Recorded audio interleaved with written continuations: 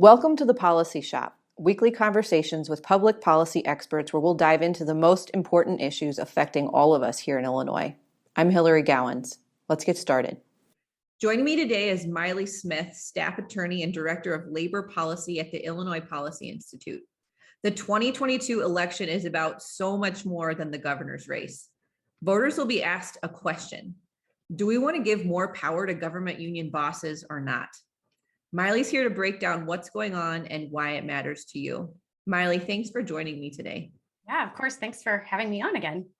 Yeah, well, I love hearing your perspective on labor issues, and this is the biggest one facing Illinois voters in a long time. We're actually going to be able to vote on government union power at the ballot, right? Right, exactly. That's exactly right. It'll be on the ballot November 8th, 2022. And what I think is really interesting about this ballot fight, and we face this every time there's a question like this on the ballot, it's very much insider baseball until you get like a few months out from the election, and people aren't necessarily paying attention, which, you know, who can blame you if you're not working in this space? You got a million things going on. But I am looking forward to you explaining to people how this matters for them. This very much matters to every Illinoisan's everyday life. And how would you explain that just in summary to get us started? In summary, to get us started, I would say that what this amendment does, in a nutshell, is it hands power over to government union leaders. It doesn't hand power over to workers. It certainly takes power away from the taxpayers. It takes a say away from them and what happens. And at the end of the day, what it is going to do is drive up the cost of operating government. And what does that mean for the average taxpayer? It's going to cost more to live here. Cost more. And then I think what people have really been picking up on too is that it's not just the costing more, it's also the getting less. That's right. So what this will do is allow government union leaders to demand to negotiate over anything and everything when it comes to representing government employees. And those costs are passed on to the taxpayer in property taxes, in other types of tax increases. We've already seen Governor Pritzker enact multiple tax increases in the short time he's been governor so far. And if we can't pay for the things that the unions demand, that means services will be downgraded. There will be things that our state and our local governments cannot provide to people, or provide it in a subpar way, in order to pay for the costs of these collective bargaining agreements. All right, so backing up a little bit, this amendment 1 is going to be on the ballot on November 8th in 2022. The way we saw union leaders, government union leaders talk about this when lawmakers ushered it through this past session was, this is a right to work ban. All it's doing is codifying in the Constitution that Illinois can't have right to work, which seems like kind of a nothing, because there's already no right to work here. So right, there's already no right to work. So also, like, why would you need this amendment? If we don't allow right to work as it is, right, there's no need for the amendment. But what I think is really interesting, and this happens all the time in politics, where there's a group of people who want something to pass through. It doesn't pass at first. And so they change it and they keep pushing and keep fighting. And maybe what ultimately ends up sailing through looks a little bit different. But what you've written about before is that Amendment 1, lawmakers tried and failed to pass this a few times, and it looked a little different. So can you give us some of the context around this issue and how things have evolved? Yeah, so last session, 2 sessions ago, really, at this point in time, what the General Assembly considered was a constitutional amendment banning right to work. That was it. It didn't get through the General Assembly, so it didn't end up on our ballot. But then they changed it, like you said. They adjusted it. They didn't just adjust the wording of the initial amendment, they actually added provisions.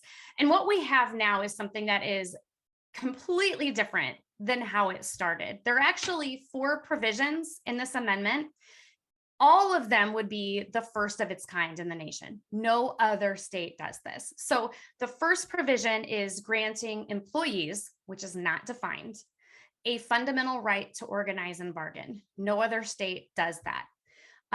It also is, because it's not defined, no one really knows who this applies to. It could apply to everyone. It could apply to lawmakers themselves, that they're employees of the state. They have a right now to unionize and bargain. The second provision is it allows negotiations over unlimited subjects. So those subjects that unions like Chicago Teachers Union like to throw into bargaining, like rent abatement issues or defunding the police, those may now be on the table and employers may have to bargain over them. The third provision, which is probably the most egregious, is that it prohibits lawmakers from ever pulling back on union power. So our lawmakers could never say, you know what, it's not good for the welfare of our citizens to allow government workers to strike. We're going to like pull back on that right to strike. They could never do that. They can never determine who is an employee for purposes of this amendment. Who does it apply to? Lawmakers can't decide that, because they can't do anything that is perceived as inhibiting or pulling back on the right of these employees. So it will, if it is passed, hand over unprecedented power to government union leaders. And then finally, at the very end, almost like it's thrown in as an afterthought, is a ban on right to work, which again, we have said that it's unnecessary to be in there. We already don't allow right to work. But just like the other provisions, it would be the first of its kind in the nation. No other state bans right to work in its constitution. So if this thing couldn't pass as a right to work ban alone, why and how did it make its way through the legislature as a right to work ban and then some? First of all, I think that it flew under the radar in a lot of respects, because it was discussed as, oh, this is just a right to work ban. I have heard that there were people on both sides of the aisle thinking that, oh, this is just kind of a compromise. And if I have actually heard this, like if we vote for this, then maybe they'll vote for some of our things later down the line, which is always a terrible way to do government. And I think that because it was so lengthy and the bottom line of it, the last part of it was about right to work, it just kind of flew under the radar. The other side of that is you can't ignore what the government unions were doing behind the scenes. They understand that this isn't just about right to work. They understand that this is about increasing their power. They are very powerful lobbyists. We know that they give millions and millions of dollars to sitting lawmakers. And so they're very influential behind the scenes. So this is a union push for union leaders to have more power. They'll actually have more power than lawmakers because of that provision I mentioned. They will be able to put anything they want in contracts. They'll be able to walk out on strike if they don't get it. And lawmakers' hands will be tied because they won't be able to pull back on those rights. So I think there are a couple of thoughts that I've had, float through my head on this issue too. Just trying to look at it as someone who is only, if I were someone who is just only somewhat interested in this subject or somewhat familiar with how things work in Springfield. And one of them is, will government union bosses already have incredible power here in Illinois? So how does this change anything at all? Sure. And then the second thought that I have is related to what you said earlier about this amendment giving government union bosses more power than our elected officials. And so the second thought is, wow, what's the point of holding elections if the people we elect can't actually do what we elect them to go down to Springfield? That's so true. Well, to your first question, why would we need this? That is an excellent point in and of itself. Like, if government union leaders already have so much power, what does this amendment do? Well, my first response is we don't need it. Government workers don't need this. The government workers are already given so many rights and benefits through our state labor laws. So, there is a question, well, why do we need this? We don't. Workers don't need it. What would change, though, is the power that government union leaders hold over lawmakers. So, which gets to your second point. It does give them more power in that forever they will have this power. As long as it's in state law, lawmakers can go in and fiddle with the Labor Relations Act and the Educational Labor Relations Act. But once it's in the Constitution, it's there. It's permanent. They have this right permanently. And, as we were talking about giving lawmakers more power, it does. It means that voters, like, why, I don't say this like seriously, but it's kind of like, why vote? If your lawmaker can go in, it's democracy 101. Voters vote for lawmakers, lawmakers pass or reject bills. And if voters don't like what they do, the voters can vote out their lawmakers. But now what we will have is turning that whole system on its head. And lawmakers can enact or not certain bills. Let's say they enact something government union leaders don't like. What they will be allowed to do because of this amendment, it will be permanent. They will be able to go in and negotiate something different in a contract that overrides state law. And it really does, it takes away the ability, the authority of lawmakers, and it undermines voters and their say in government through electing leaders. Yeah, I think a lot of the labor policy issues we talk about are really tricky to explain to people, and it's especially tricky to explain how these issues affect your everyday life. But I think that is the big one here for Amendment 1. Amendment 1 would essentially subvert our entire state democracy. It does, exactly. And I think that's a hard concept because I already in our state law, many government union leaders can already override state law. That's in our state labor laws. When I tell people that, even labor experts from other states, they're like, what? Mailee, you have described that people ultimately are shocked when you explain to them that things like Amendment 1 already exist in Illinois, where the state gives more power to government unions than to voters or elected officials. Can you explain an example of how that already is happening? Yeah, I think that one of the best examples we have would be in the area of police reform. In the last couple of years, we have seen many groups and bipartisan groups pushing for reforms to ensure that what happens with police officers and potential misconduct is investigated appropriately and that discipline is handled appropriately. And there was a Safety Act that passed this year through our General Assembly that was seen as a criminal justice reform, as a police reform. There were many components of that bill. But let's say the police unions don't like what was in that Safety Act. Let's say there's a provision that inhibits them from bargaining over the way discipline is handled behind the scenes. What police unions can do is negotiate for a different provision. They could say, well, I don't like what's in state law. We are going to put our own disciplinary provisions in our contract that actually trumps state law under our current state law labor laws. So that means that a union can go in if they don't like, let's say, disciplinary policies that are in state law, ethics codes that are in state law, the way that background checks are handled in public schools.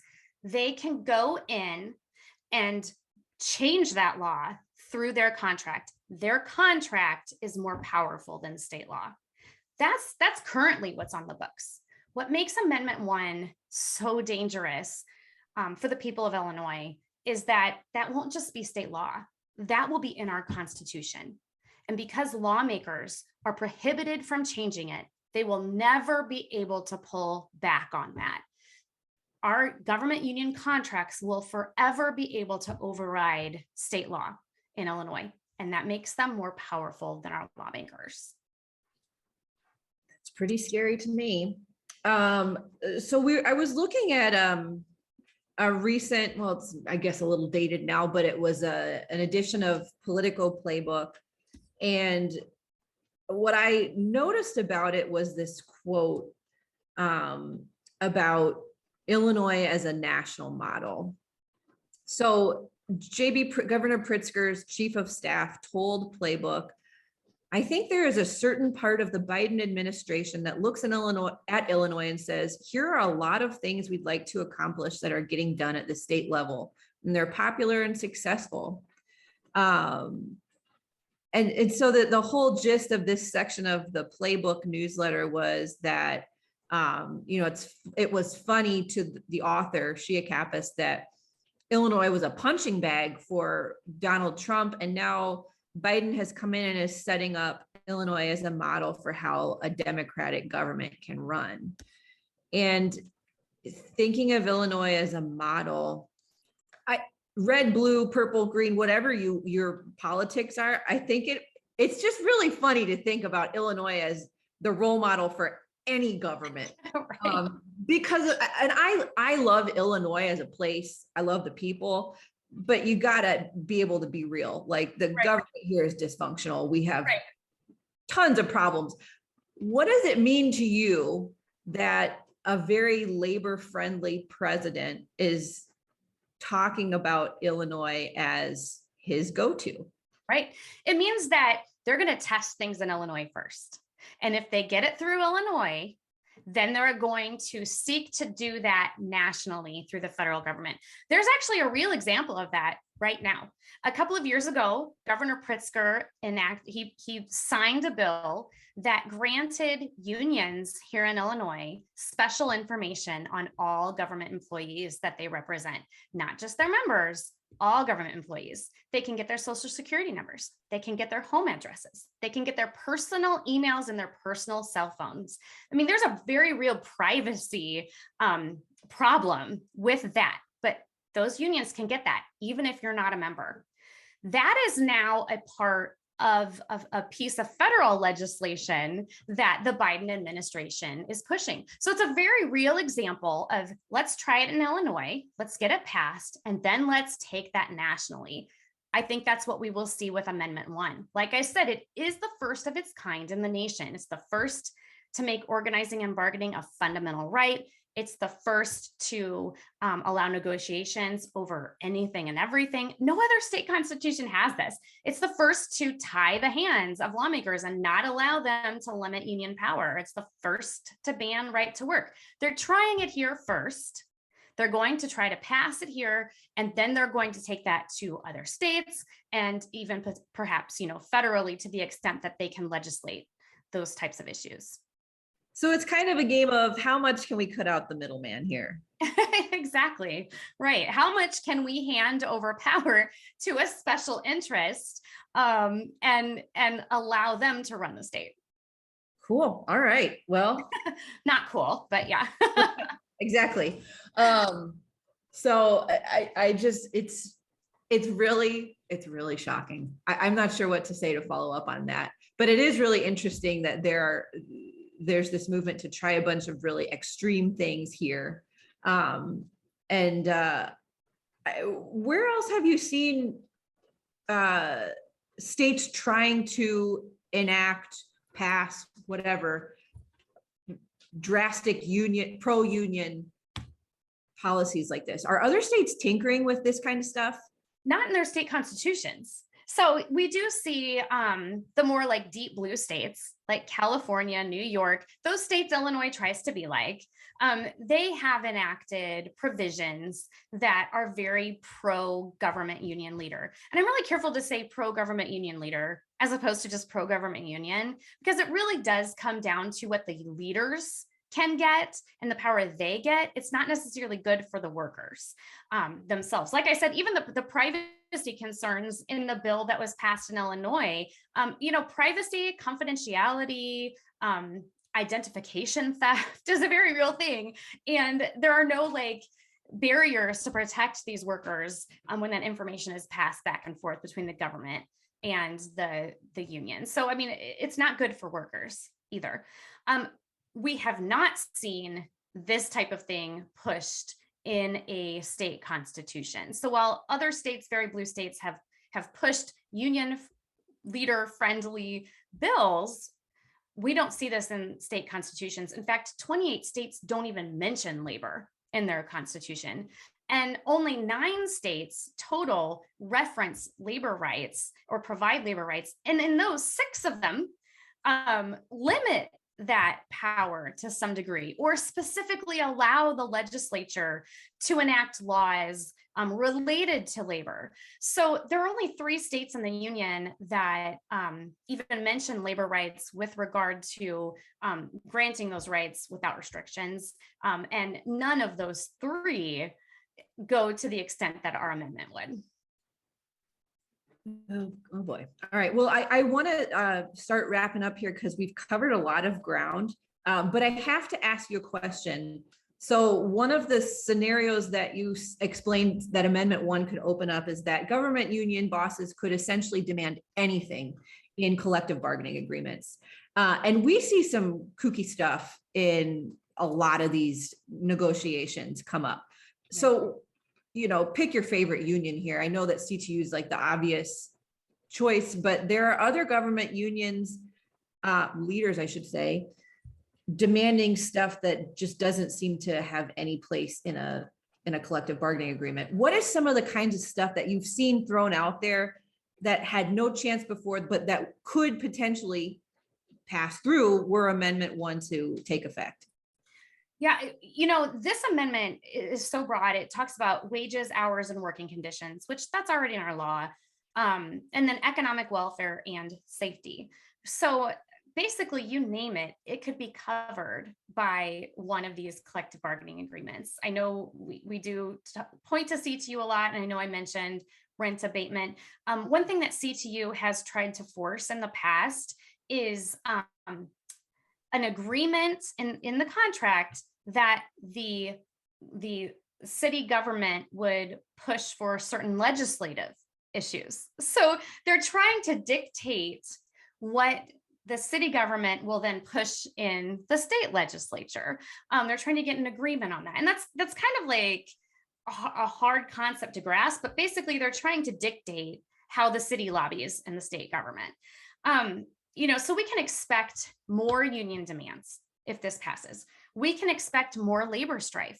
The more things they can demand and they have to negotiate over, the more there is to have to agree about. That opens the door to strikes. It opens the door to elongated contract negotiations. That in itself is costly. It costs money for a government unit to send a labor attorney into these negotiations. So that's going to cost taxpayers more money. It's going to draw these things out, draw out the potential for strikes, and all of that will increase our taxes. They will demand costly benefits, costly provisions in these contracts. And who's left to pay for that? That's the taxpayers. And unless, like you mentioned earlier, we start gutting government programs that are necessary for people. So it's really not negotiating anymore. It's just like going into an annual review with your boss and he says, I can offer you a 2% raise. And instead you go in and say, actually, I'd like a $25,000 raise. Right. Nothing. Right. And I'm going to walk out and take everyone with me if you don't give it to me and you are unable to, you know, that's the thing too, like with government units, there's a monopoly there that the unions have.